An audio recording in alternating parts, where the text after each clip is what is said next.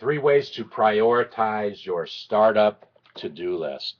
I'm asked all the time about how to prioritize tasks when starting a company. There are so many things I need to do, is usually what I hear. A long time ago, I used to sit down and think about the order in which things needed to be done. Well, Rajith doesn't look all that old, Rajith. And he agonized about the priorities. He agonized about them. Okay, those days are long gone. Instead, I use a few simple filters to get to a point where I can understand if the project is worth my time or should die a quick death. Here's his techniques. Let's look to see what he has to say.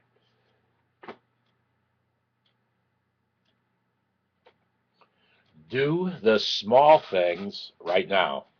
Good point.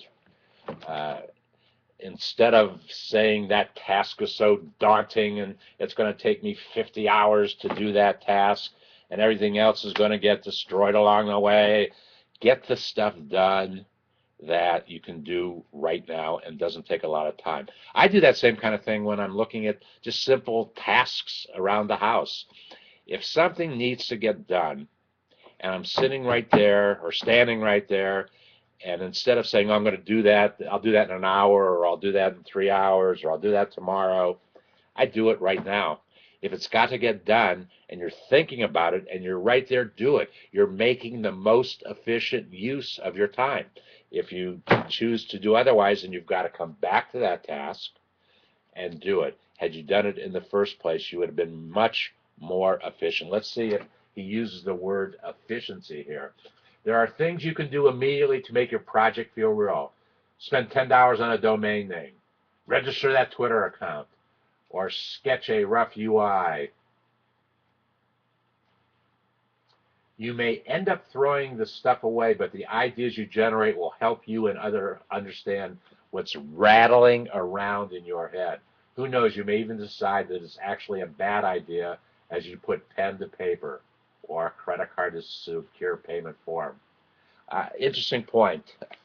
And to that point and what I just said, you've heard me say many times that if I'm awakened at night with an epiphany, with a business idea, if I think it's a good idea, I get up, come down to one of my computers, 1, 2, 3, 4, 5.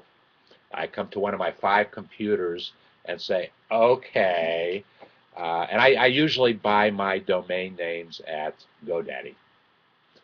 If you buy domain names on a regular basis, or even if you bought just one domain name, it's a good place to buy.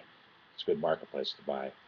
GoDaddy has done a tremendous job in branding, positioning themselves. Who would believe that a place where you would buy domain names could generate enough activity by buying a Super Bowl ad, which they pay millions of dollars for, but they do it to promote their brand, and they know that that's going to generate some new business for them. That's why they do it. Well, anyways, we go to GoDaddy, but there's other places where we also register those domain names. We might buy them at GoDaddy, but we go other places to register them. And in fact, I have never used GoDaddy's servers for my own landing pages, my own websites, whatever it might be. I'm sure they do a very good job. I've just never used them. I've done other things. As a matter of fact, today I only buy bandwidth because I have a server sitting in my basement. Actually, I have 2 servers sitting in my basement, and 4 other computers where we could offload traffic if we had to. But